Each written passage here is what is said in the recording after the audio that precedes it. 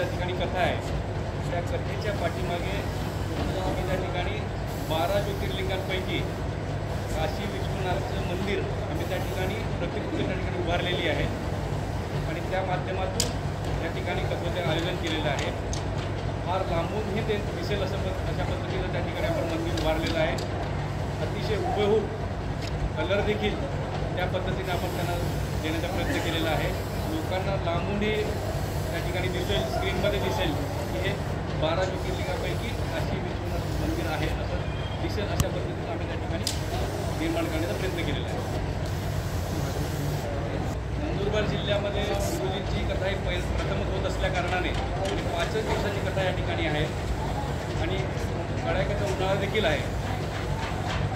नंदुरबार जिल्हा असेल, शेजारचा मध्य प्रदेश राज्य आहे, बाजूला गुजरात राज्य आहे, महाराष्ट्रातील जवळचे जिल्हे आहे, धुळे आहे, मग नाशिक आहे, सटाणा आहे, जे काही परिसर आहे त्या परिसरातून मोठ्या संख्येने भाविक या ठिकाणी येत आहेत।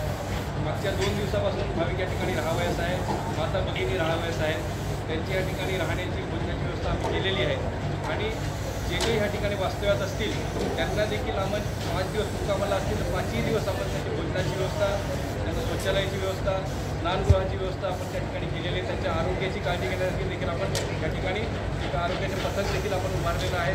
खाजगी डॉक्टर देखील त्या ठिकाणी पुढे आलेले आहेत, त्यांनी देखील स्वतःच्या त्या ठिकाणी पेंटाल उभारलेलं आहे आणि या ठिकाणी जागा मोठ्या प्रमाणात उपलब्ध आहे।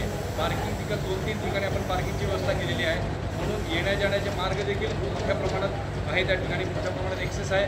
शहरातून येणारे लोक देखील समोरून 5-6 ठिकाणावर ते येऊ शकतात। अशा पद्धतीने सर्वांना ॲक्सेस असल्या कारणाने कुठेही जास्त गर्दी होणार दिसून येतं। जवळपास 105 एकरमध्ये आपण त्या ठिकाणी हे मैदान तयार केलेलं आहे, त्याच्यामध्ये मोठ्या प्रमाणात पेंडॉल आपण उभारलेला आहे। 2 दिवसापासून भाविक या ठिकाणी राहावयास आहे आणि आमचा असा अंदाज आहे समितीचा की या ठिकाणी कमीत कमी 50,000 भाविक माता भगिनी बंधू या ठिकाणी राहावयास असतील। त्यांची भोजनाची 2 टायमाची व्यवस्था आम्ही त्या ठिकाणी केलेली आहे।